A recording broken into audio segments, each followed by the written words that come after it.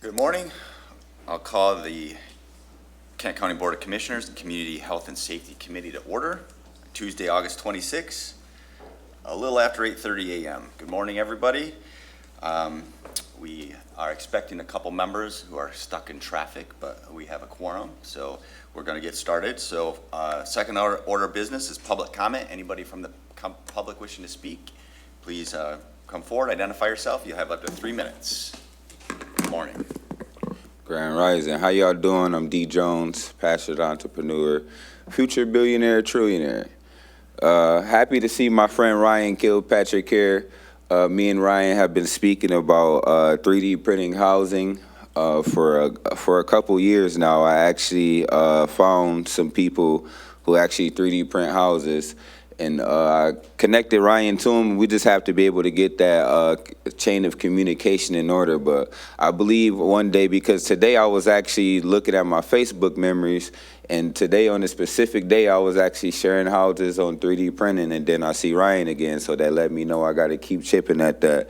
And so I'm really happy to be able to speak to you guys about community health and safety, just because I think you guys need to think about the economy also when you think about community health and safety, because if you want crime reducing people to not be doing bad things in the youth around our community, we need to invest into the community, the economy, and be sure that we do have programs and that we have initiatives and different things that the young black youth can actually do, in different youth of color and the poor white youth in rural communities, because there are also poor white communities in Kent County. I don't just speak about the poor black communities. I speak about my poor white friends in those poor communities that don't have resources too. And so I would like for you guys to, when you guys think about community health and safety, to think about the economy, because this Kent County economy does not work for everyone. And so when you don't have economic access and opportunities, it usually takes a toll on your health and your mental health. And it's hard to think where you're going to get your next buck or penny, or where your next job is going to come from. Those things are real, because poverty is real. I grew up in poverty. I grew up on Social Security. I grew up really piss poor. I just believe that, I have a very rich soul, and that the richness really comes from the soul. It doesn't come from paper that the Rothschilds and the Rockefellers created, that keeps people at a strain in their brain if they can't broaden their horizons. But I really would like you guys to think about 3D printing houses. If there is a chance to 3D print some houses around Kent County, that you guys support it, because that's actually giving people an opportunity to get into housing, and it would have a great increase on people's health. So thank you guys. This is probably my shortest speech that I ever gave at Kent County, but I just wanted to thank you guys, and nice to see you, Ryan. Thank you. Anybody else from the public wishing to address the committee? Okay, seeing none, we'll move on to item number 3, approval of the minutes. Look for a motion moved by Commissioner LeGrand, supported by Commissioner Bujak, to approve the minutes from July 22nd, 2025. All those in favor, please say aye. Aye. All opposed, say nay. The meetings are adopted. Okay, item number 4 is a special order of business. We have 3 presentations this morning. So we'll start first with our friends from the MSU Extension Office. And I see Kai Gritter is here, who is our District 7 Director. Good morning, Kai. Thank you for being here. And we look forward to your presentation. Thank you so much. Thank you for this opportunity to be here today. As was mentioned, my name is Kai Gritter, and I'm honored to serve as the new District 7 District Director right here in Kent County. I also cover Allegan, Ottawa, and Barrie County. My predecessor, Scott Korpak, took on a role in the spring, and I started in mid-July. I just want to thank you so much for your continued partnership and as you support our work here in Kent County. I'll share a little bit about myself. I've been with MSU Extension for almost 6 years, and I served as a health educator prior to this role. I taught mental health first aid, stress management, and healthy aging classes. In addition to that, I served as a program coordinator for a SNAP Outreach for Veterans program, which addressed food insecurity within the veteran community. I also did a lot of promotion of our programs, just so that the veteran community was aware of the plethora of programs from MSU Extension. Most recently, back in February, I started serving as an interim district director for some Southwest Michigan counties, 7 in particular, and I still cover 3 of those in an interim basis. We're hoping to fill the position by the end of the year. So as mentioned before, I am very grateful for this opportunity and to see the great impacts my colleagues have been making here in Kent County. I have multiple staff right here with me that I want to honor and acknowledge. Jennifer Ortquist and Garrett Ziegler, they're both in our Community Food and Environment Institute.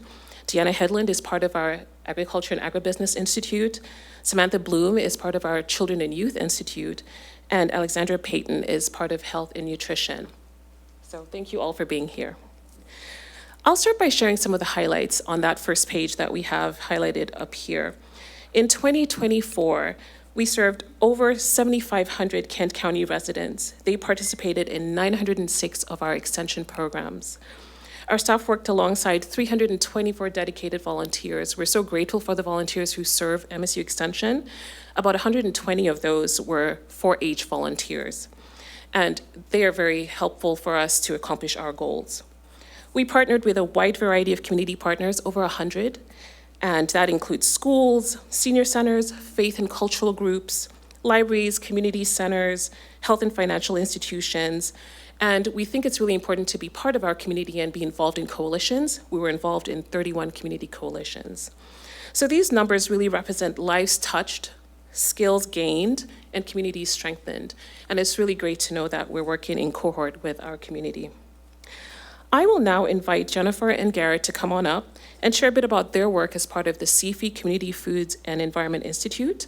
You'll notice in the report that's highlighted in pages 2, 4, and 9. So come on over.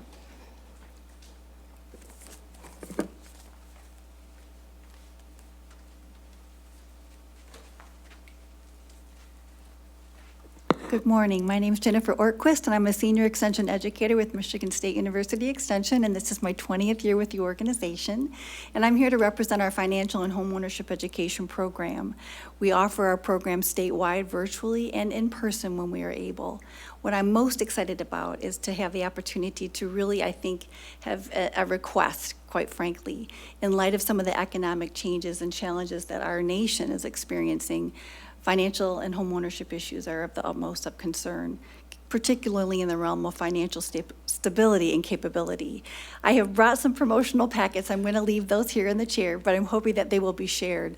But I think the biggest thing that I wanted to stress is there are so many wonderful programs through Extension that you'll hear about today, but oftentimes we're so busy we miss the opportunity to share those resources.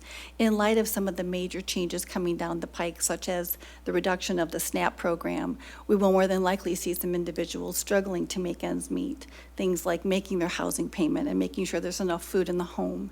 And so I would really like to stress that our free money management resources cover a variety of topics, some basics such as using a spending plan or understanding credit and identity theft. But also in the realm of home ownership, which is often still the American dream, we partner with the Michigan State Housing Development Authority and many lenders across the state. And there are a variety of wonderful down payment assistance programs for individuals and some special, unique, larger programs for individuals of color. So again, I could talk all day about money management and the things that our team does, but I want to be respectful of my colleague.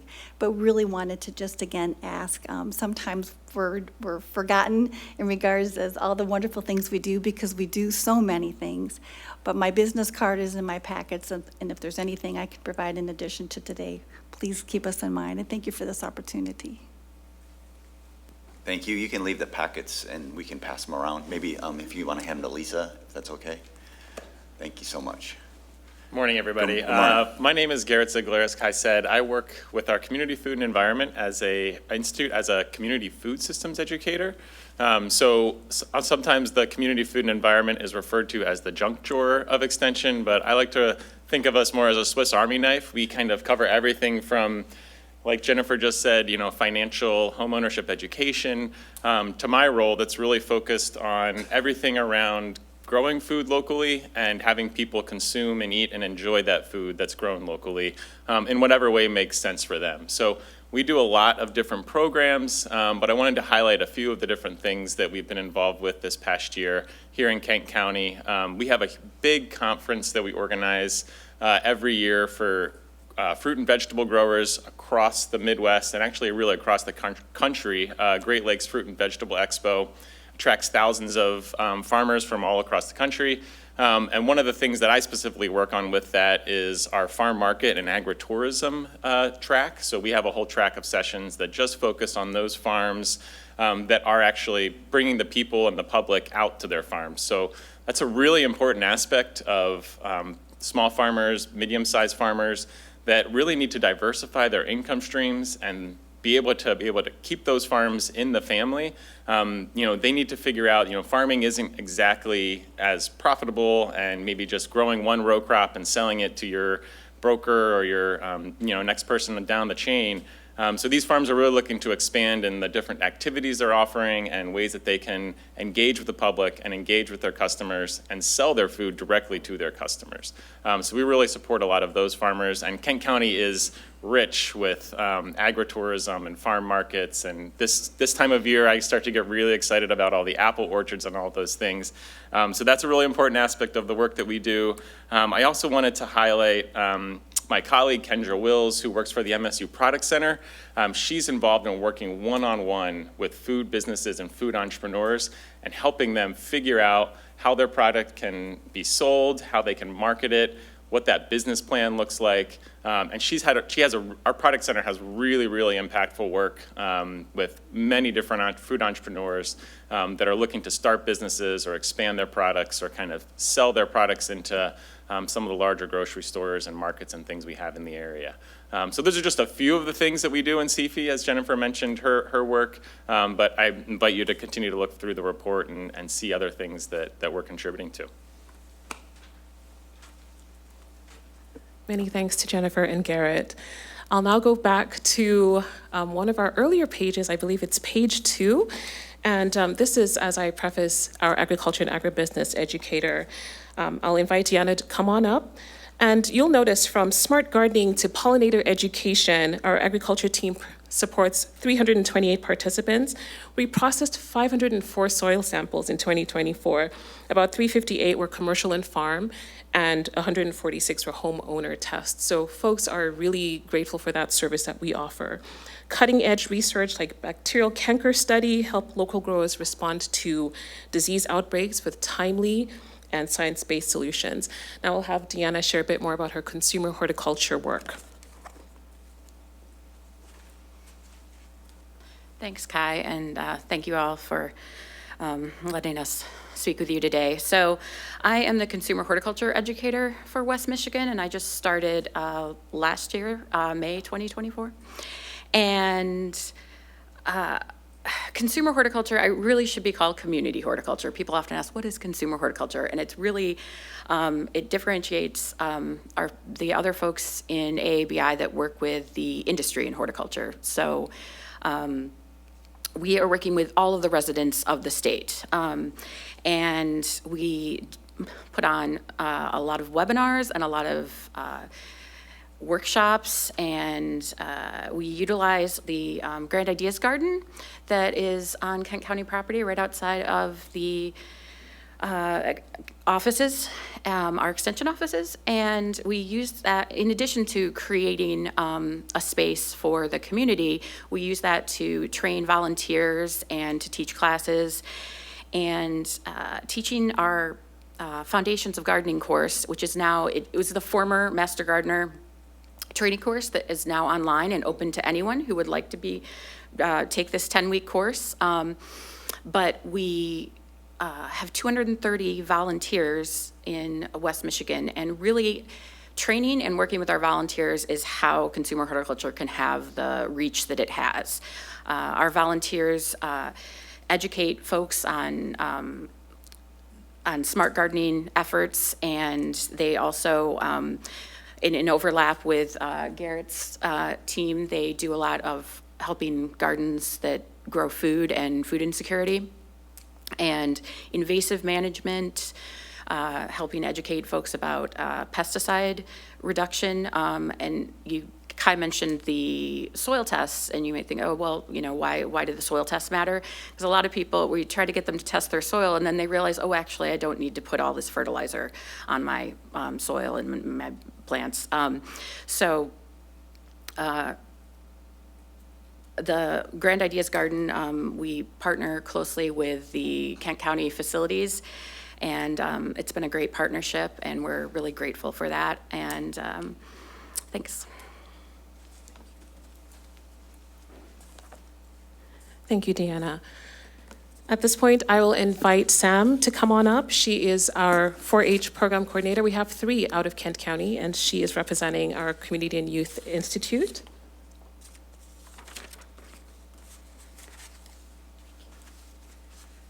Hello, everyone. Thank you for allowing us to be here today. My name is Sam, and I am one of the 3 4-H program coordinators here with MSU Extension. If I sound a little bit nervous, it is because I am used to programming with kids and not so much talking to adults. So here we are.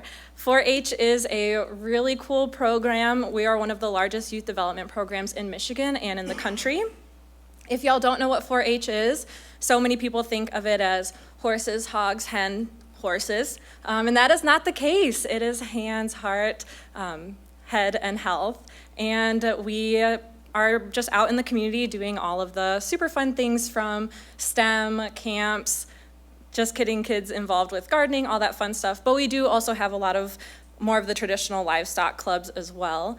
We have sent kids to the State Horse Show on MSU's campus.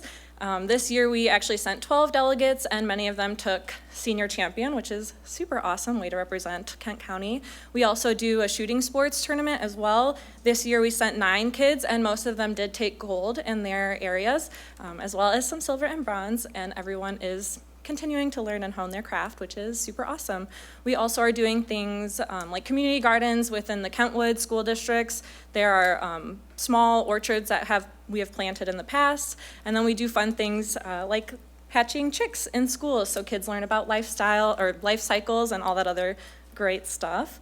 I know that there's so much more that we do, so if you have any more questions, a great way to reach me is just by govin.sam@msu.edu or any of our other fun PCs in the MSU Extension world. So thank you so much for your time, and have a great day. Thank you, Samantha. It's so great to have my colleagues here. They're the experts in their field, and it's great to hear them share personally about the work that they do. I'll close this out by talking about health and nutrition. This is really close to my heart. It's the institute I was a part of before I took on this role. Our health educators reached 2,300 residents last year. We offered a variety of programs, including food safety programs to help prevent foodborne diseases, really important. We have tons of classes like certifications, like our Serve Safe program, my Michigan Cottage Food Law, Pantry Food Safety, Preserving My Michigan Harvest, a whole range of programs that we have. We also have nutrition education. Like Jennifer mentioned, our SNAP-Ed funding unfortunately has been eliminated as of September 30. We had multiple partnerships with that program, and we're looking for creative ways to be able to maintain some of those connections. We do have some ongoing nutrition education that will be provided post-September 30 through our FNIP program, and that is the Expanded Food and Nutrition Education Program. So it's heartening to know that Kent County will continue getting nutrition education through MSU Extension, but the loss is definitely devastating, and it's just worth mentioning today. We also have health programs that support physical and mental health. Like I mentioned, I taught mental health first aid. We have staff based right here in Kent County who offer that. The coordinator for the program actually is housed in Kent County. And we have everything else from, I don't want to forget anything, mindfulness for better living, Tai Chi for arthritis and falls prevention, keys to embracing aging. Actually, a story is highlighted, let me get to that page, where I partnered with the Michigan Veteran Homes right here in Grand Rapids, and was able to teach Keys to Embracing Aging to a wonderful group of veteran residents. So it's wonderful to know that we can continue to partner with our communities, providing these programs that improve the quality of life, and we just thank you for your continued partnership. As we look ahead, we remain committed to serving Kent County, and we're very grateful for your ongoing partnership. At this point, I'll stop and see if you have any questions for myself or any of the staff over here. Great. Thank you, Kai. Appreciate that overview and appreciate your team for being here and all the work that you do. It's amazing how many things you're involved in. I feel like instead of like searching online, I can just call the MXU extension when I don't know the answer to Please something. do. Just like, Please do. Our contact you know, information how do is you- at the How do you back. change the oil in my truck? And you'll be like, I don't know that we do that. Do we do Okay, that? all right. I don't know about that. Okay, well, I have somebody do that anyhow. But anyhow, any commissioners have questions? Commissioner Bujak? Here. I've been to the MSU Extension offices, and I was very impressed with your kiosk of information that's there. And I was overwhelmed with the amount of, information that you share and all these brochures about all these different programs. And I think that's a very valuable resource. And that was my first exposure to, the broad range of things that you do there. And I think it was last year or so, you provided some kind of like seasonings. Do you recall this? That came from 4-H or something. But Could it be the Fit Kid program? yeah, I'm not sure, but you gave samples to all the Yep. commissioners, and my wife loved them. She's like, "Can you get more of those?" So if you're doing that again, put me on the list. I'd like to get some more of those seasonings. It's very good. Thank you. I will make note of that. Thank you. All right, anybody else? Commissioner LeGrand? Well, first of all, welcome, Kai. Thank you. I like your green and white. You're really representing there. And a couple of questions, a couple of comments. First, for Garrett, have you been part of the Kent County Food Policy Council meetings? Are you involved with that group? Yeah, so I was one of the original folks that kind of helped start that organization. About Hey, 10 Garrett, years ago. can you come up to the microphone? We have friends online, so they'll be able to hear you a little bit better. Thank you. Yeah, thanks for that question, Melissa. And I had said to Kai when I first walked in here, I should mention the Food Policy Council and the Food Systems Plan. So I was one of the original folks that kind of helped start that Food Policy Council for Kent County. It took us a couple years to kind of get that thing going, get it off the ground. And then I actually took a kind of step back and was more of a occasional advisor to the council, kind of wanted to hand it off and let them kind of do their thing. And actually, just recently this year, I did decide to officially kind of join back up and become an official member of the Kent County Food Policy Council. I think last week we had our first meeting since I rejoined. But it's a really, really important group. They're doing awesome work. They've been working for the last couple years to create a food systems plan for the county. And that really, is far-reaching and kind of talks through kind of all of the aspects of our food system, everything from production all the way the system to waste. It's a really important thing. And if commissioners haven't had a chance to check out the food systems plan, please do. It's a lengthy document, but there's some really, really important information in there. Yeah, we had a great presentation from Janelle at ENTF about that. So that was wonderful. I just thought, wow, if he's not involved in that, he should be. Yep. So it doesn't surprise me that you kind of started it. So thank you for that. And then I just wanted to say I have many meetings out at the MSU Extension for Network 180, and that Great Ideas Garden is so incredibly beautiful. It really is amazing, and if you ever get out to the Fuller campus, you should just check it out. It is really beautiful. But every time MSU Extension presents, I learn something new. And I'm so impressed, particularly this year. I think, Commissioner Bujak, we had a presentation about the test kitchen where people can come and bring their food businesses where they try things out. So I think it was someone who was a customer who was doing that who brought her spice mix and me. Yeah, but anyway, it's just something new every time, and I'm particularly impressed with the youth programming in here and the way you're reaching out to schools and like the micro orchards. It's a great idea, especially as we are going forward, maybe with fewer food,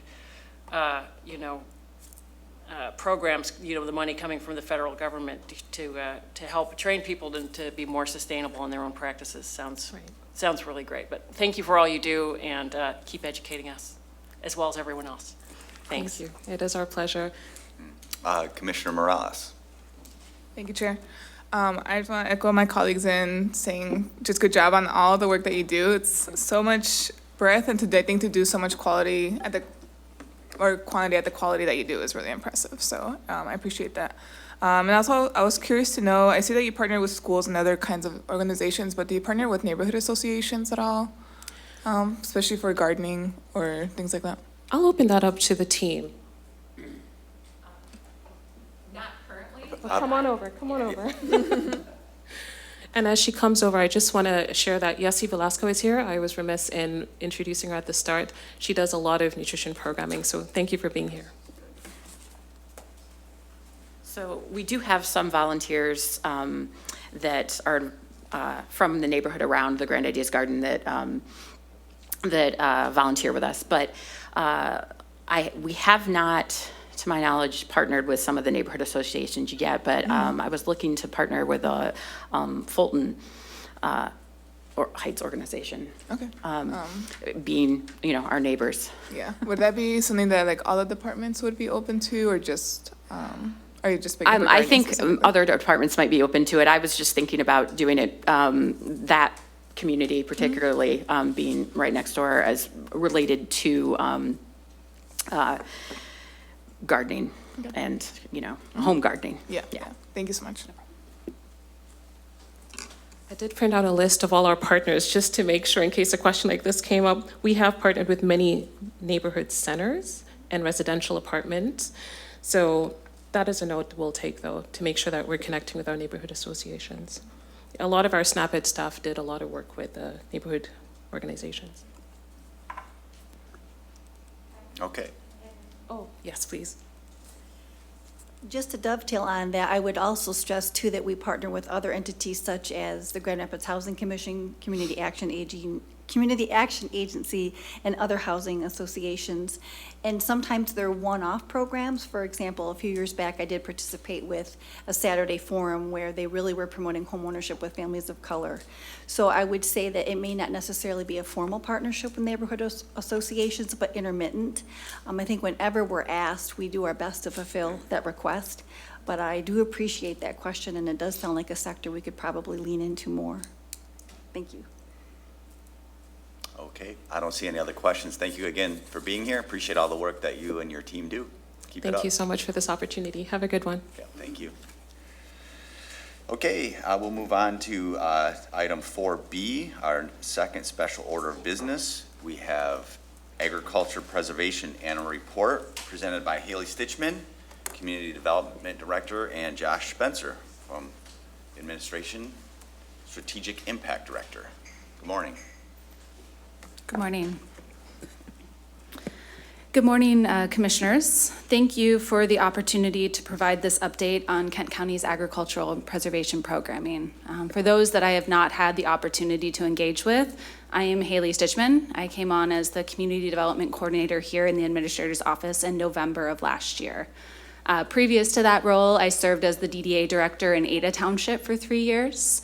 And I am excited to be here in the Administrator's Office, focusing on agricultural preservation programming as well as our Brownfield Redevelopment Authority. Today, I will walk you through the key progress and initiatives from November 2024, when I started, through July of this year, along with our goals for the remainder of the year and into early 2026. So the work that we do in agricultural preservation is guided by the Agricultural Preservation Board and supported by myself. I work along Josh Spencer, our Strategic Impact Director, to provide support to this board. Together, we oversee the Kent County's agricultural or Kent County's farmland protection efforts through the Purchase of Development Rights Program, or PDR program, while also engaging in broader strategies that support our agricultural economy. So I'm going to talk a little bit about what we know. Recent data from the 2022 Ag Census shows that Kent County is home to over 1,000 farms, covering 144,000 acres. While the number of farms has slightly increased, we've lost about 9% of our farmland in just 5 years. At the same time, the market value of agricultural products sold has reached over $417 million, proving that agriculture remains the cornerstone of our local economy. So this is why our work matters. Agriculture provides jobs, it supports families, and drives, as I said, over $400 million in annual economic value for our county. Once farmland is lost to development, it rarely returns to agricultural use. And without large connected blocks of farmland, farms and their critical infrastructure, like our equipment dealers and our processors, cannot thrive within our county. So at the core of our preservation work is the PDR program. It allows landowners to voluntarily sell development rights while retaining private ownership and the use of their farmland. This protects farmland permanently, ensuring it remains in production for generations to come.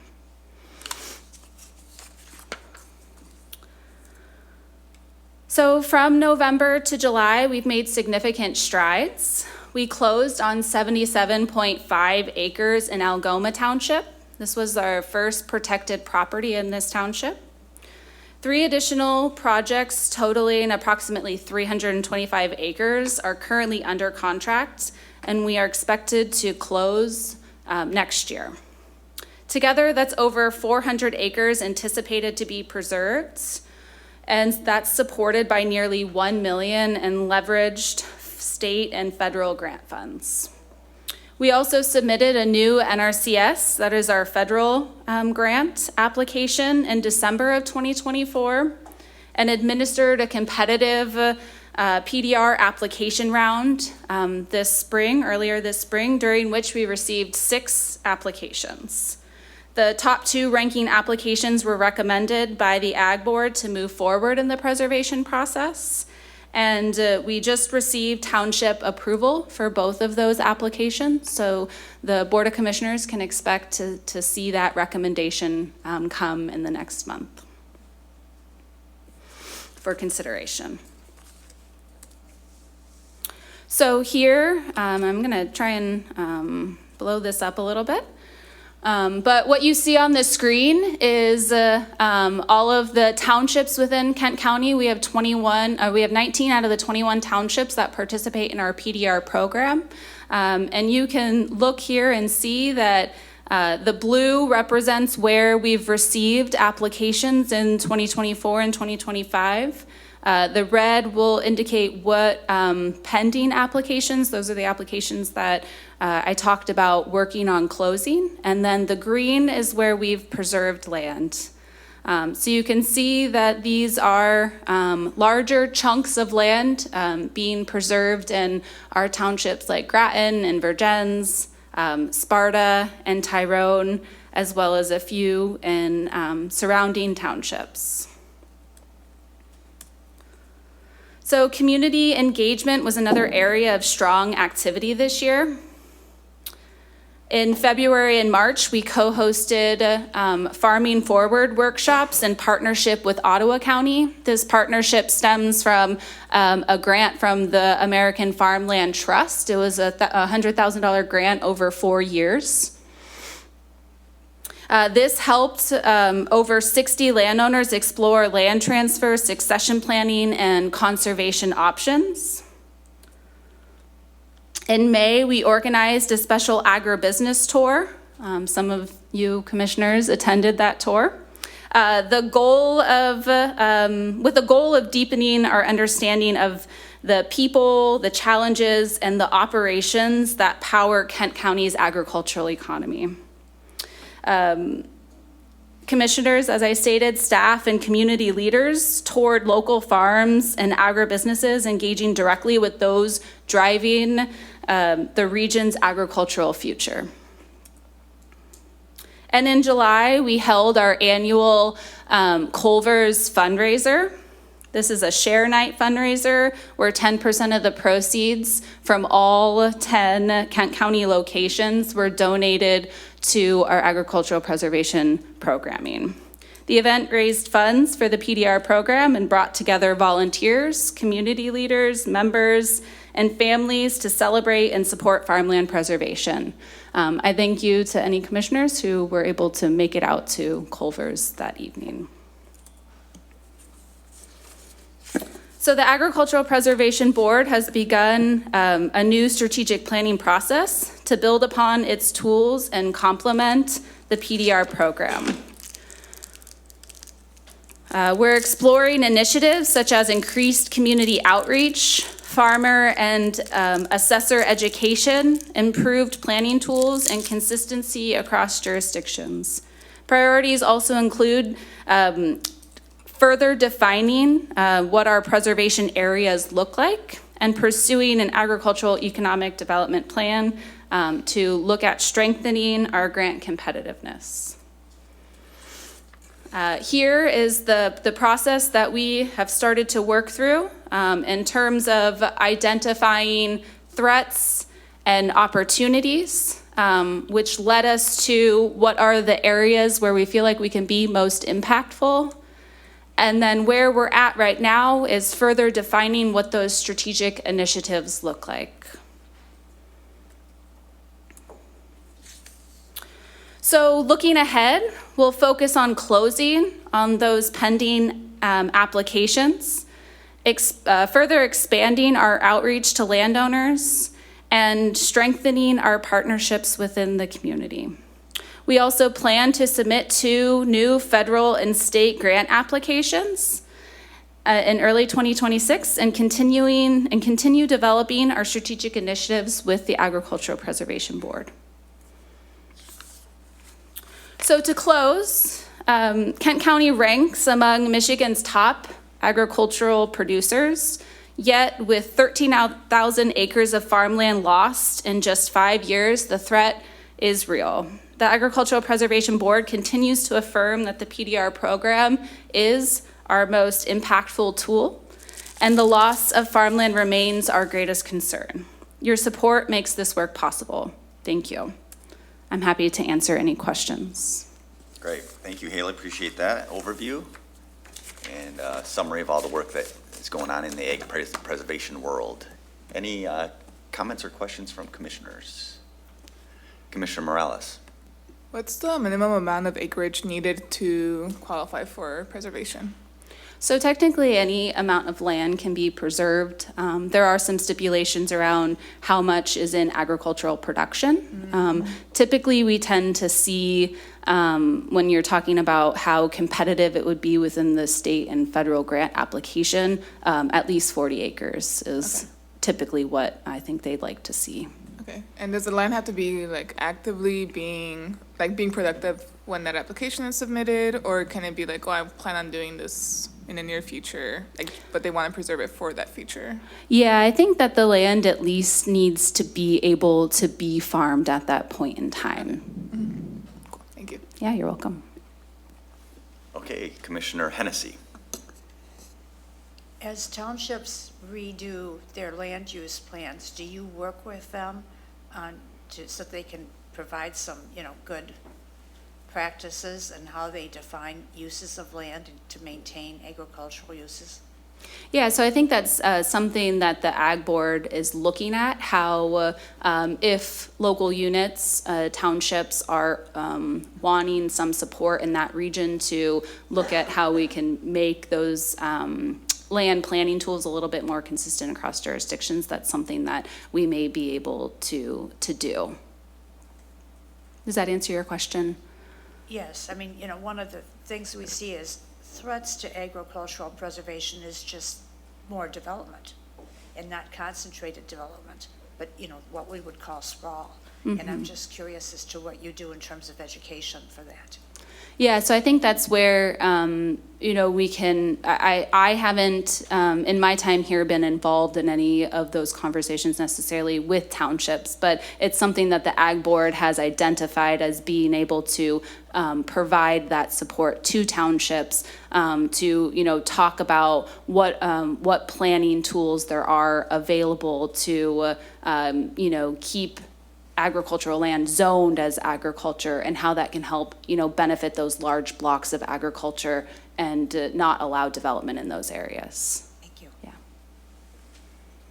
Okay, I don't see any further questions, so thank you so much for being here and for your information. Oh, yeah, Commissioner Morales. I was waiting to see if anybody else had one before I did a second. Thank you. Appreciate it. My other question was I know that there's like a issue right now with a lot of current farmers kind of retiring and aging out, and a lot of times like there's not really a succession plan in place. I did see that you do trainings for that. But have you partnered at all with the Young Farmers Land Fund, just to try and get in like that new generation of farmers connected with farmland and the agriculture? I don't believe so, but that's a note that I'll take to look and see if that's something that we can do. Cool, thanks. Thank you. Okay, thank you so much. Appreciate your Thank you. presentation this morning. Okay, we'll move on to item 4C, our final presentation, Housing Next. It's a housing needs assessment presentation by Ryan Kilpatrick. From Housing Next, and Josh Lunger from the Grand Rapids Chamber of Commerce. Good morning, gentlemen. Thanks for being here this morning. Look forward to your presentation. Thanks. Good morning. Happy to be here. I think there's some questions that were asked that are really good transitions. First, while I don't have any spices, Commissioner Bujak, my wife is an avid urban farmer, and I am up to ears in tomato sauce and pesto. So if you really want one of those, I could swing by the county. And then when we talk about development patterns and how do we make good decisions for the future, I think Ryan's really going to hit on a lot of that today. And it should get to the heart of your question, Commissioner Hennessy. So my name's Josh Long. I'm the Vice President of Government Affairs at the Chamber. For the last 6 or 7 years, we've really seen housing spike as a key concern of our members. We represent about 3,000 employers across Kent County and West Michigan. And our focus has been on a thriving and prosperous West Michigan for all, and we feel that community vibrancy is at the heart of that, and housing is foundational to community vibrancy. Whether you care about student achievement, homelessness, economic mobility, job opportunities, employer attraction and retention, a healthy and functioning housing market is really critical for all of those things in a healthy community. And for a long time, West Michigan has outcompeted in many areas in the state and country for our options and affordability. And what we want to do is protect what we've got and also make gains where we've struggled. And Ryan will hit a little bit more on that. Housing is complex. We're not going to solve it this morning, unfortunately. But what we've done at the Chamber is really try to avoid the tendency to sit in a room and say, man, if we could just solve this, and look for ways where we can make meaningful progress, where we can pull levers that will lead to measurable results, and figure out where can we be influential and have a bias for action. One of the things we did is a few years ago partnered with Housing Next to bring them into Kent County under the Greater Grand Rapids Chamber Foundation and grow that team and really focus on how do we empower the subject matter experts to lead, whether that's through technical assistance, policy development, data collection, which we're going to talk about, and other things. And I got to say, Kent County has been a fantastic partner. I've had the opportunity to lead champion at the state level the housing TIF bills, as well as other tools that have been influential in helping continue the housing development we need. And we have more coming, but at some point, the county has to step in and the locals have to step in, and the county has done that with the revolving loan fund, with the Brownfield Redevelopment Authority, which has recommended its first project out in Lowell, the east of downtown, 17 units and three buildings. So we're expecting a lot more of that. So I can't thank the county enough for looking at the places where it can play a key role. And so with that, I'm going to let the real expert talk and show you a little bit about where we think we have the greatest opportunity for impact here in our county. Thank you, Josh. Good morning, Ryan. Thanks for being here. Good morning. Thank you. I appreciate the opportunity. I'm going to try to keep this relatively quick, but I want to make sure you all have as much data about what we've been working on and how we think there's opportunity to leverage both long-term farmland preservation and open space preservation, as well as the amount of growth that we really need to accommodate a thriving West Michigan. So we have conducted a housing needs assessment in Kent County now 3 times, one in 2020, one in 2022, and now again in 2025.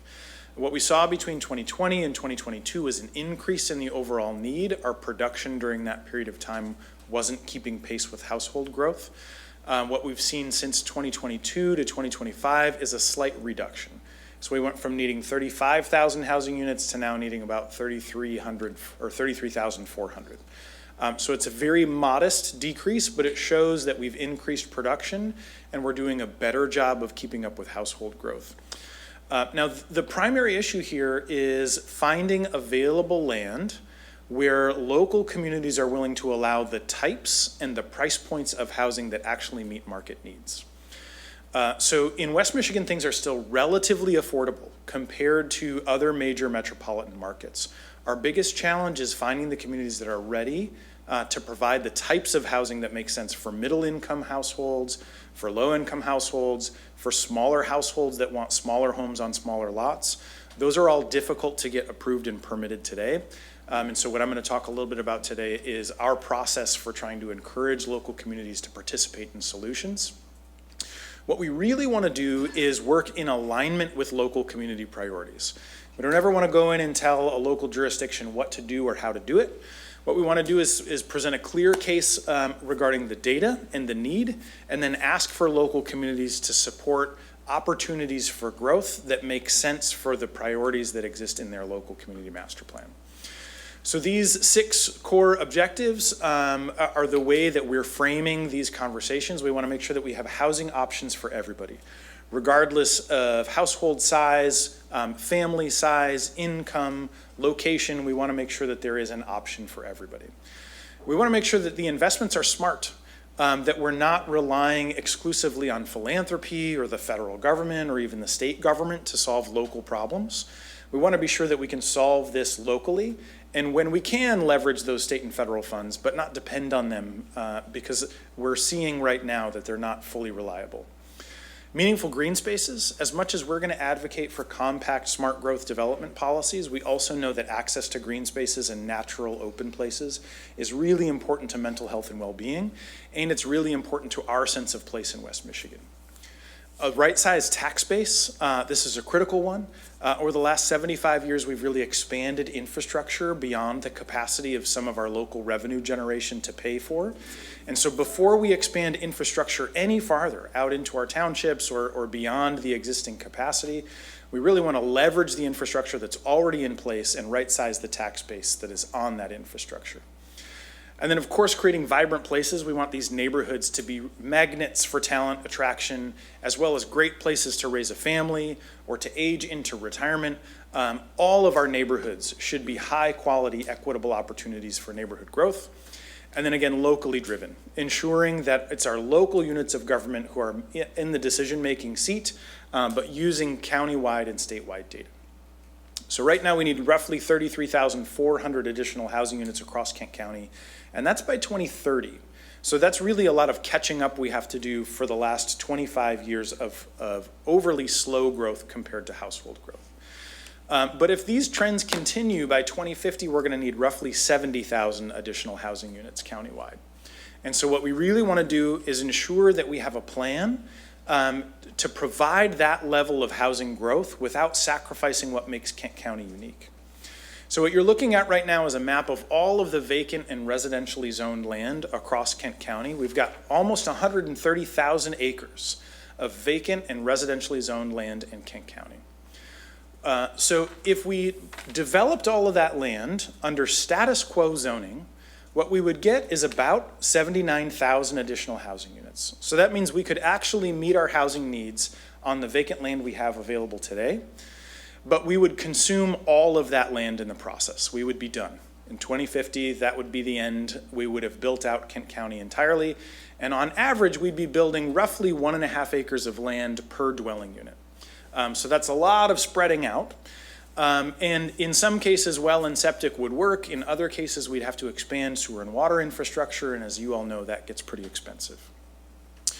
Now, meanwhile, while our status quo zoning patterns would require us to expand all the way out across the county and consume about 129,000 acres, what we know is that roughly half of the market, according to the National Association of Realtors, is looking for more walkable, amenity-rich, place-based neighborhoods, and that half of the market would give up square footage, would give up a larger yard if it meant that they were close in proximity to things like good schools and libraries and cafes and restaurants and coffee shops and all of the things.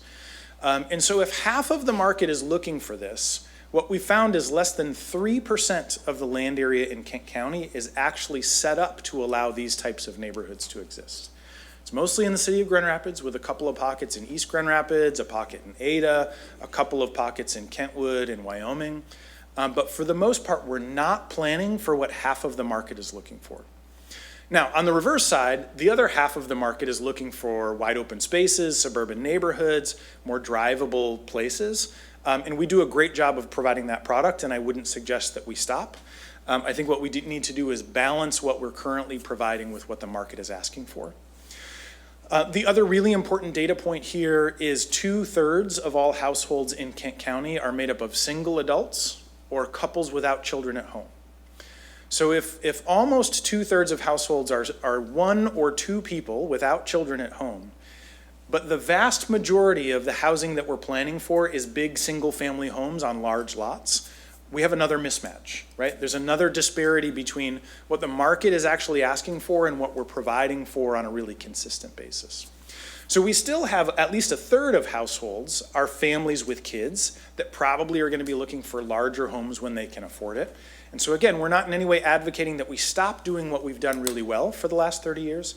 It's a matter of starting to do some other things that allow for smaller homes on smaller lots, that allow for some condominium forms of homeownership, that allow first-generation homeowners and first-time home buyers to get into that housing market at that first rung on the economic ladder of homeownership. The other really important data point here is the cost of expanding infrastructure. So we talked to the Kent County Road Commission, we talked to a couple of engineering consultants, we wanted to make sure that we had this number right. The typical cost to add sewer, water, and road for the average minimum lot size requirement in Kent County is a little over $100,000 just for the infrastructure. So that's before we've paid for the land, it's before we've put in a foundation, it's before we build the house. We're gonna spend $100,000 just to extend sewer, water, and road for one house. Now, what that means is generally what we're building is $450,000 to $550,000 single-family homes that are necessary to justify the cost of that infrastructure expansion. But what we already have is a lot of infrastructure in place. There are thousands of acres of land in Kent County that are served by sewer and water infrastructure, but that are vacant or heavily underutilized. So this is an image, we just picked a handful of places somewhat at random across Kent County that we knew had sewer and water infrastructure, that had great traffic flow. This one has access to the Laker Line bus rapid transit route. This is at the corner of Kinney and Lake Michigan Drive in Walker. Josh and I were actually just in Walker and shared this with them and got positive responses. And what you're seeing here is right now on 17 acres, there are 20 households. The total taxable value is $1.9 million. The taxes that come to the county are $8,000 a year. The taxes going to the city are $3,000 a year. The infrastructure cost relative to the tax revenue is about $106,000 a year, so that's 10%. 10% of that infrastructure gets paid for every year. Compare that to a modest infill strategy with 3- and 4-story buildings, creating kind of a new village center in that location. And what we see is we can create 840 new households with total taxable value of $157 million. New annual county operations tax is almost $650,000. City of Walker would gain $210,000 in annual tax revenue. And our infrastructure to taxed ratio jumps to 327%. Now, we sort of just made up this development scenario. So the city of Walker really needs to drive what does development actually look like in a location like that. But all the sewer, water, and road is already there. The bus rapid transit route is already there. All of the infrastructure and necessities, there's a fire station right down the street. Everything we need is there to build a great neighborhood in a good quality school district with close proximity to GVSU and downtown Grand Rapids. And we have opportunities like this all over the county. So in our status quo on the left, what you're seeing is we could build out roughly 120 to 130,000 acres worth of land and achieve our 2050 goal of getting 70 to 80,000 new housing units.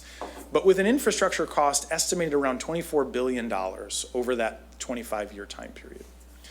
Or we could follow a corridor strategy where we're building on just 3,100 acres, achieving roughly the same number of housing units, with an infrastructure cost that is only 1/100th the cost of expanding across the entire county. And so what we're asking for next is for our local communities to help us prioritize places.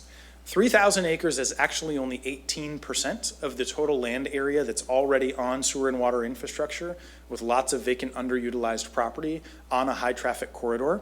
So this is a very conservative percentage of the amount of available land. And so there's lots of room for local communities to tell us what are their priorities. Where do they want to see growth? What's the level of density or compact development that they're willing to see? And then we want to come alongside them with a regulatory framework. We want to help them to plan and zone for the kinds of housing that we know the market can provide without needing a lot of subsidy for every single housing unit. Some homes are going to need subsidies, but as much as possible, we want to let the market do its job.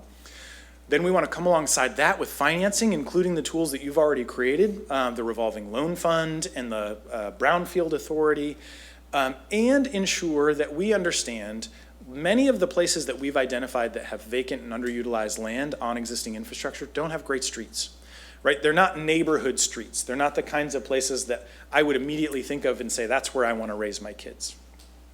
But that's a design choice, right? We have opportunities to either buffer our neighborhoods from traffic with landscaping and green space, or over time, as we rebuild those streets because they need maintenance, we start to think about slowing traffic, about creating more multimodal networks, about adding street trees, all the kinds of things that make those corridors more place-based. Instead of being places that we drive through, they become places that we drive to. So that's everything that I wanted to share today, except that the housing needs assessment that we just updated includes a breakdown of data on a very detailed, granular level. I didn't want to dump all of that data on you all at once, but we will get you a couple of PDFs with more explicit understanding of the numbers. High level, we need 33,000 units across the county, roughly 12,000 rental units, and 21,000 for sale units. So that's roughly 2/3 for sale, 1/3 rental is needed countywide. In the city of Grand Rapids, it's more of a 50-50 split. We need about 14,000 additional units in Grand Rapids, half being rental, half being for sale. So you can see some of those market differentials between city of Grand Rapids and the county as a whole. But we've also got breakdowns by price point, by income level. So the level of detail you want, we should have. If you want to send a request to me or to Josh or to Jen at Housing Next, we're happy to respond with any more detailed responses, and also happy to answer questions here today. Great, thank you, Ryan.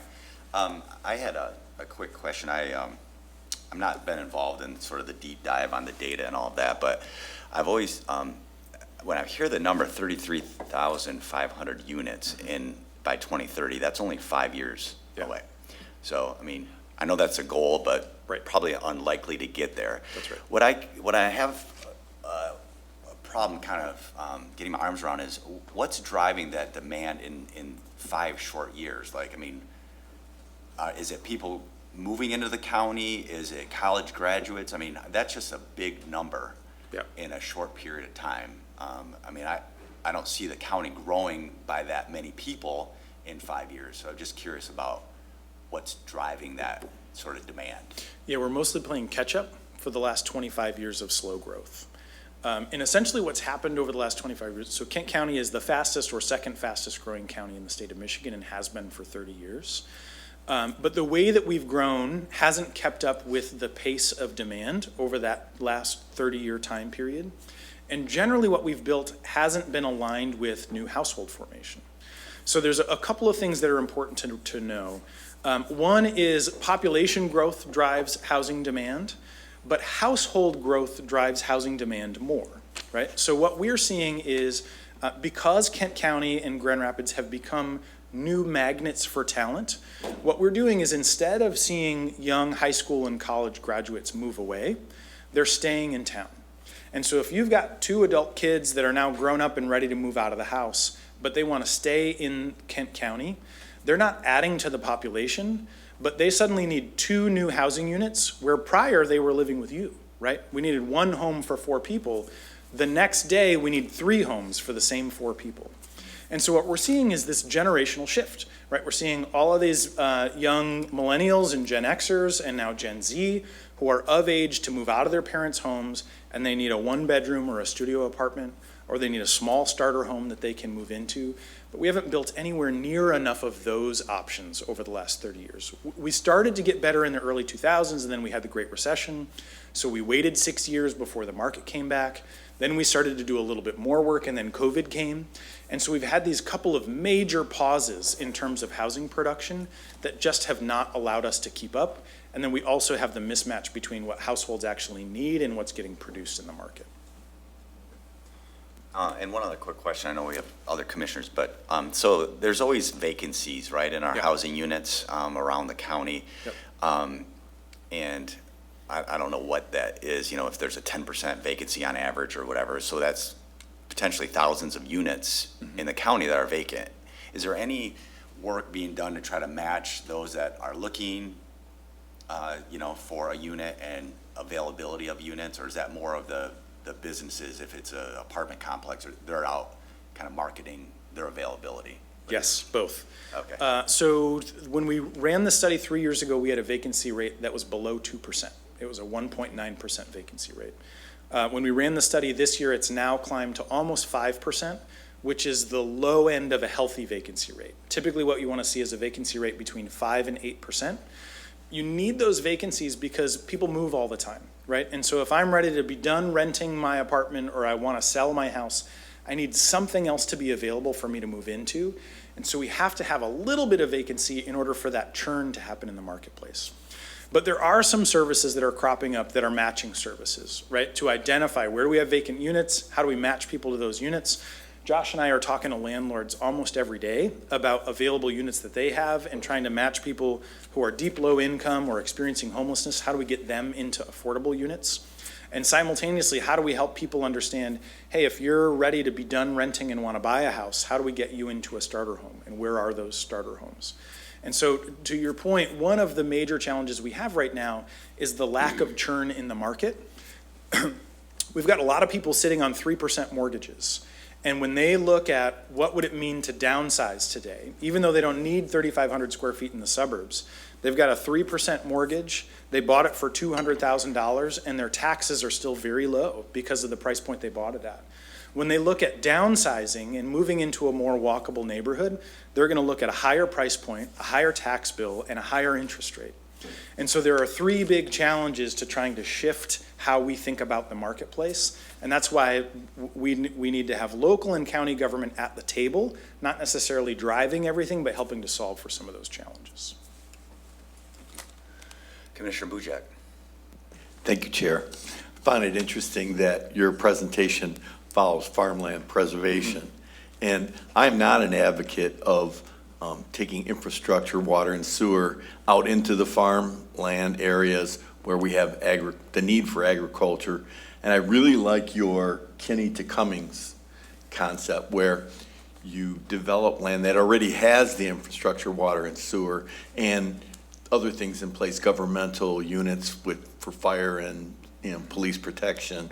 So I encourage you to continue down that path. And I totally understand all these variables that you're talking about where these young people are trying to move out and, we want them to, I want my kids to move out and I want them to live close. So we're gonna go from 2 houses to 3 houses for the same family. Yep. And I'm not moving because I'm in the situation that you mentioned where I've got a home that's probably bigger than I need, but if I try to downsize, I'm gonna experience all those problems that you had mentioned, higher taxes, higher mortgage prices, and so it's quite the challenge. And I think you're on the right track, and I encourage you to keep this concept of keeping this growth that we need internal to the city.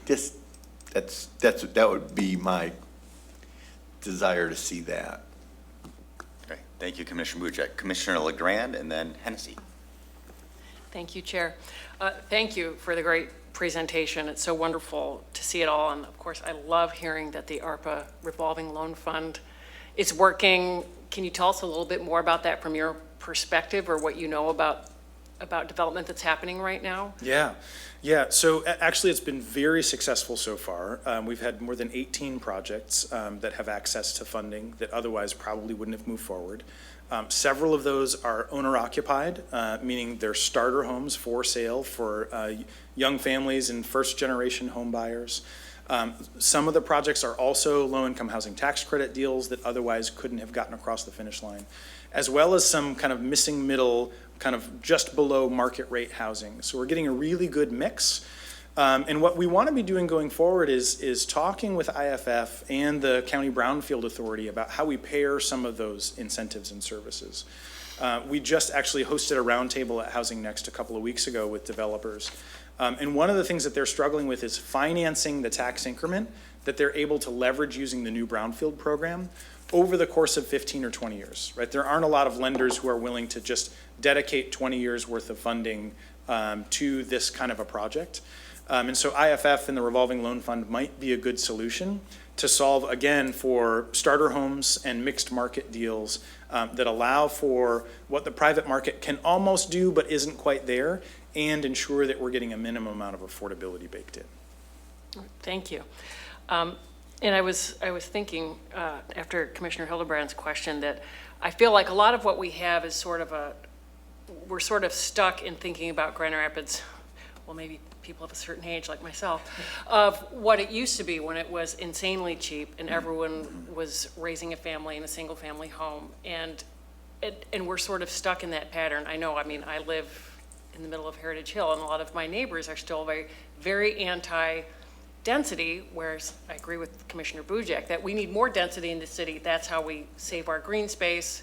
It's huge, environmental impact if we keep our development dense. So I know I think there's a mindset that we have to get past, and I'm not sure how we do that, but I think partly this is a mindset issue for everyone. I have another question about it's about those tax, I can't picture it. It was on the screen where you have a 10% versus a 327%. Oh, yeah. There we go. Now, if you have that much larger tax to infrastructure ratio, could you convince some of the places on this corridor where all this already exists, could you convince them by saying you could lower taxes? Would that be a way to draw developers in? Would it work? I don't know if it would work, right? Okay. I think it's a conversation to have, right? I think what we would really love, and we're already doing some work specifically with the city of Kentwood to look very specifically at a handful of corridors in Kentwood and start to project out what's possible. We'd love to take that model to Walker in Wyoming and Plainfield Township and a couple of others to do some of those projections long-term to help them analyze, right? What are the long-term decisions that they're going to be faced with? Do they have major upgrades to sewer and water systems? Do they have other major capital improvement expenses that they otherwise would have had to bond for? Or do they have the opportunity to lower taxes or increase services, right? It's all kind of this big balancing act, and I don't know what every local community's priorities are, but I think it could be on the table if we started to grow in this way. We will likely have a lot more tax revenue than expenses after a couple of decades, right? Like early on, we're still playing catch up with our infrastructure obligation now. Yeah. But in the future, we start to set ourselves up for much more success. Okay. And then just my last comment, for those of us who are part of giving away the ARPA money, I had the opportunity to drive underneath the new bridge in Wyoming that is connecting all that housing development there. And it is really exciting to see. It's a very attractive bridge, and it's really nice to see that development kind of coming together down there on that corridor, which has got everything, but certainly needs new life. So anyway, thank you again. It's great to hear from you, and I will be bugging you for more data because you said you would give it to us. We would, yes. Thanks. Commissioner Hennessy. Being from the dynamic west side, like you, how do we develop systems or communications that's sort of following up on what Commissioner LeGrand was just saying, so that if you oppose something or you want to revise something, I'm so conscious that I'm not a city commissioner, but if you want to, make comments oppose, revise, whatever. You're not considered just a not in my backyard kind of person. Yeah. I think that there are a lot of people who just feel that they're not being listened to at all, and they, just become more embittered about government and the decisions that are being made. Yeah, I think this is a really important philosophical question, and it's one that's happening across all units of government. I think part of the challenge is ensuring that people feel heard, as you say, and continuing to lead forward with a solution that solves the most problems for the most people, right? And being able to communicate that that's the decision that's been made. And so while I don't have a really clear and succinct answer to that, I think we have to try to get some of that front-end communication and listening done outside of the public hearing setting. Because oftentimes by the time we get to a public hearing, we have a pretty well-baked plan, right? And it's hard to backtrack even when we hear really good observations. It's like, well, we already invested a lot of time and money and energy into this. And so thinking about those front-end listening sessions, building community feedback into the proposed solution, so that by the time it gets to a public hearing, it's representative of the community voice while still being effective at solving community challenges. This guy must be ready to. I was going to say, No, I'm not tell me yanking more, it. where we No, do that? I also want to say, we got to be careful to set expectations, because not every project can solve every problem. And that's what we're seeing a lot, is people want it to be, affordable, but have all these extra things. And we have to understand how difficult it is to pull off these projects right now. I mean, I wish we were building a lot more, and I'm very thankful that our county has stepped in and others have stepped in, philanthropy, the state, to make sure that despite the economic conditions right now, we're still adding housing. We've moderately made an impact on the deficit, but while listening and engaging, especially before the project has been submitted, we need to also set expectations with folks, because I am unaware of a single project that I've been excited about in the last, since I've started talking about housing, where 4 to 6 people didn't show up and say it was gonna ruin their neighborhood, their community, whatever. I think of, Plainfield had one of these examples where you basically have an empty lot that's been vacant and underutilized, and I couldn't even see a house from the lot, but people still show up to oppose it and have a different expectation, and we have to be careful to balance what's good, positive feedback with sometimes there is fear-based kind of motivation just to jump on this, and we need projects to move forward. And not every project is all the same, but I just want to balance that, because it's been a reoccurring theme that we're starting to layer on more and more expectations and not be realizing the benefits to the community as a whole for whatever the proposal is. If I could follow up, when you talk about the proportions of single-family home types versus the multiples, particularly in an urban area like Grand Rapids, it's being set up with the limited property that's available, you're setting it up for a lot of these conflicts with people who are already living in the areas. I hear what you're saying, Josh, about an area where you don't see any homes. That tends not to be the case within the city of Grand Rapids. And I'm just curious as to how do we, what your ideas might be, and at what points you start to listen. I don't think people are aware of projects until they're pretty well developed and in front of a planning commission. Yeah, Commissioner Hennessy, I think one of the really important things, and this doesn't mean we're going to solve it, right? But one of the really important things is to begin to articulate some of the, I think that there are a lot of myths out there about what happens when you add different types of housing to a neighborhood. So I think there are a lot of folks who assume if we add a type of housing to a neighborhood that isn't single family, it's going to bring their property value down. All of the data suggests that the opposite is actually true. When we add townhomes and small-scale multifamily and amenities to a neighborhood, property values rise for everybody. We actually get more stability in the neighborhoods as a result. There are also a lot of people that assume single-family neighborhoods are for kids, and if we build more single-family homes, we're going to get more kids in the school district. And actually, we're seeing the opposite of that happen, right? We've got lots of retirees and baby boomers occupying all of our single-family homes. Families with kids can't move in. And so in order to provide opportunities for families with kids, we need to get smarter about how we provide starter homes. And that tends to be smaller homes on smaller lots that are sometimes attached to each other. But very often, and Ed Kettle's a good friend that we see on a regular basis, we've had this debate where he says, no, we need more single-family homes. And I said, I don't think we can do it in the city anymore, right? On a handful of lots we can, but mostly we need to think about different housing types. And we need the previous generations to start to get comfortable with that going forward. Thank you. I really appreciate this conversation. Yeah, happy to continue it. Being from the dynamic east part of the county, I know it was mentioned we've got 17 units going up in the city of Lowell. And so even the rural parts of the county can chip away at the need.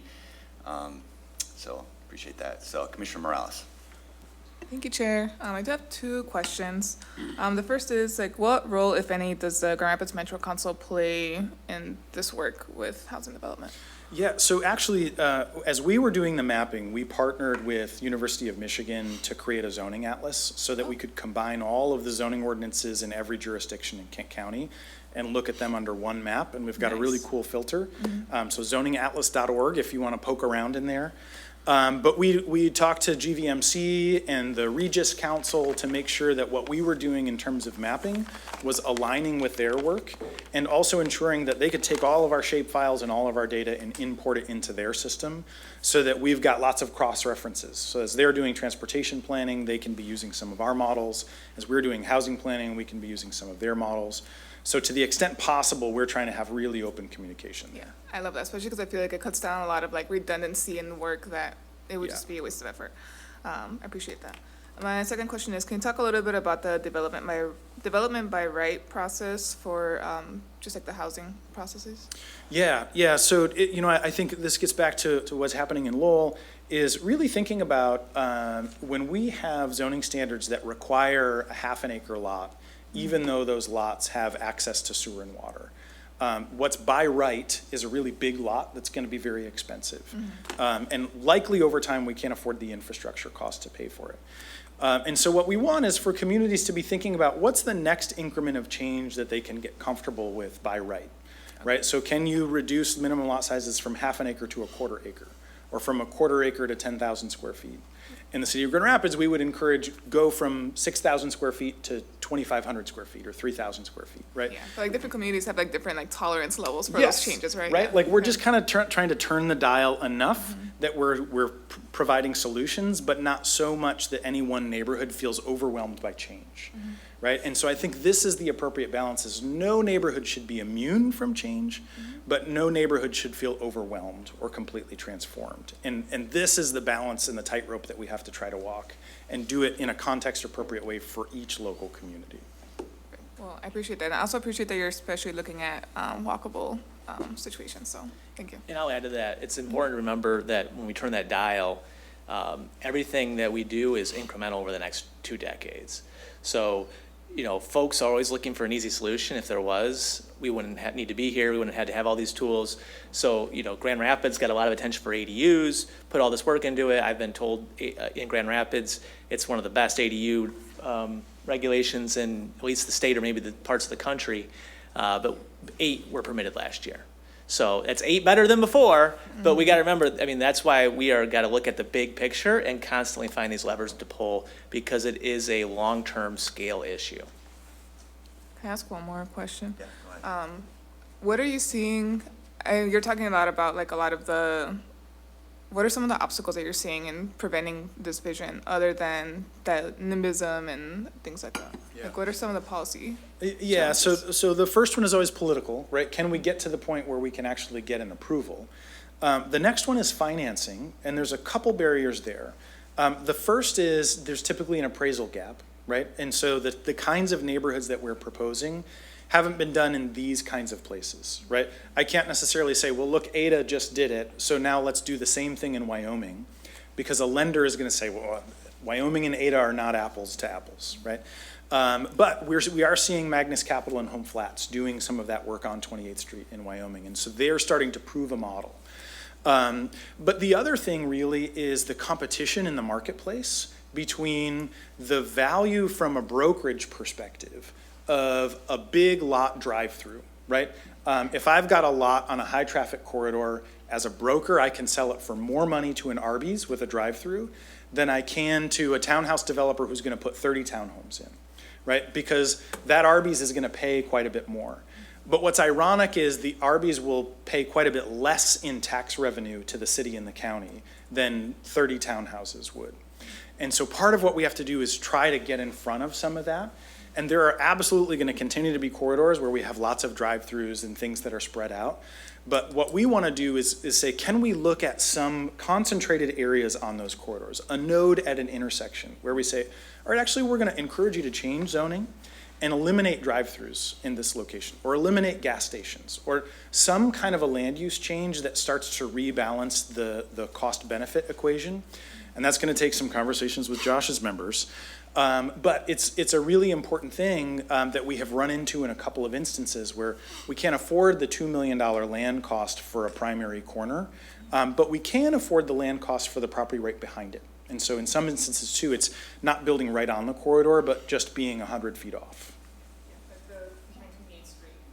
Yeah, yeah. Okay, Administrator Vandenberg had a comment, then we're gonna move on. Yeah, just a really quick question. The third tool the county board provided was the assistance, the grants for zoning and master plan updates. I wondered if you could update the committee on that. Yes, thank you, Al. So both Gaines Township and the Village of Sparta have utilized that so far. We actually did an analysis of the number of new units that were enabled as a result of the grant that you all provided to them to update their zoning ordinance. In Gaines Township, they enabled 17,600 additional housing units as a result of their zoning change. So they went from an R1 zoning to a village center zoning district, which allows for just exactly what we're talking about, mixed use, housing over retail, townhouses, small lot, single family, significant change there. In the Village of Sparta, they rezoned a couple of areas. They created a missing middle housing district, and they created new provisions for accessory dwelling units. They've enabled more than 1,200 additional housing units as a result in a pretty small village jurisdiction.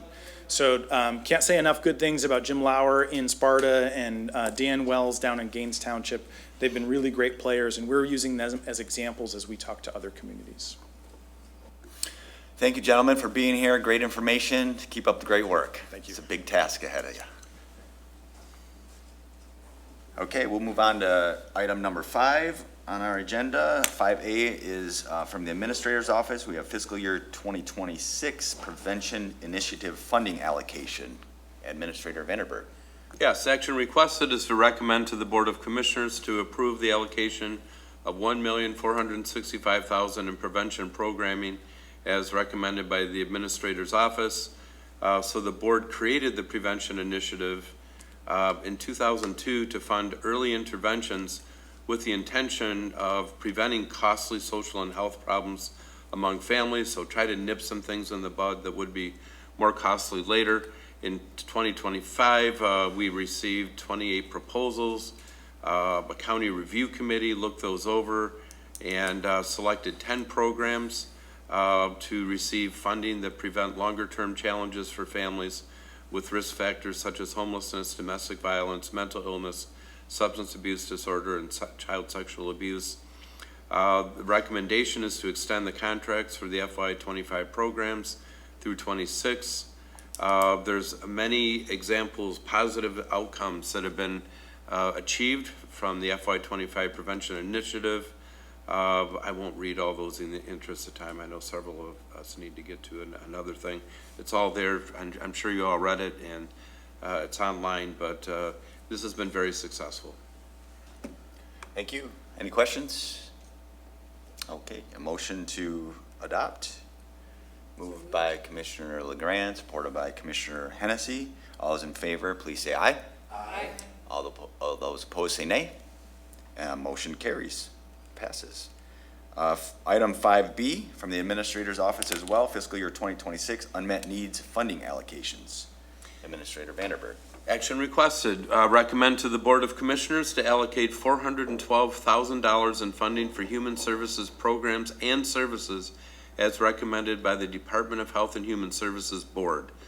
The fiscal year 26 budget includes $412,000 to address unmet human service needs. This money also leverages other resources and can support a cooperative effort of multiple funding services. Programs are solicited through an RFP, annual RFP, and then the DHHS board reviews and ranks the proposals. The DHHS board recommends funding 20 programs and services for unmet needs, and the FY 2026 requests for funding and recommended allocation are provided. And then, of course, we will work through the purchasing division to develop contracts, and assistant counsel will review and approve the contracts. Thank you. Any questions? Commissioner Hennessy. Just a comment that this has been in effect for a number of years with varying amounts every year, and it's just a wonderful way of filling in needs that are otherwise not able to be met. And sometimes it is these small grants, $10, $12, $20,000, that just really help to push these nonprofit organizations to the next level that are really providing good services to help the people in this community. And sometimes people don't focus in or see what we're doing in terms of support and in terms of prevention services. And both of these motions that we have before us today really do go forward in promoting the county in a very human services kind of way. Sounds like support. Is that also a motion to move the agenda item? All right, moved by Commissioner Hennessy, supported by Commissioner LeGrand. All those in favor say aye. Aye. Any opposed say nay. Motion carried. Okay, we'll move on to item number 6, miscellaneous. Any commissioners have any miscellaneous for today's meeting? I know we're going long today. Appreciate your patience, and we had a lot of good information shared with us, so appreciate you hanging in there. Seeing no miscellaneous, I'll entertain a motion to adjourn, moved by Commissioner Merchant, supported by Commissioner Morales. All those in favor of adjournment, say aye. Aye. Any opposed? We are adjourned. Have a great rest of the week.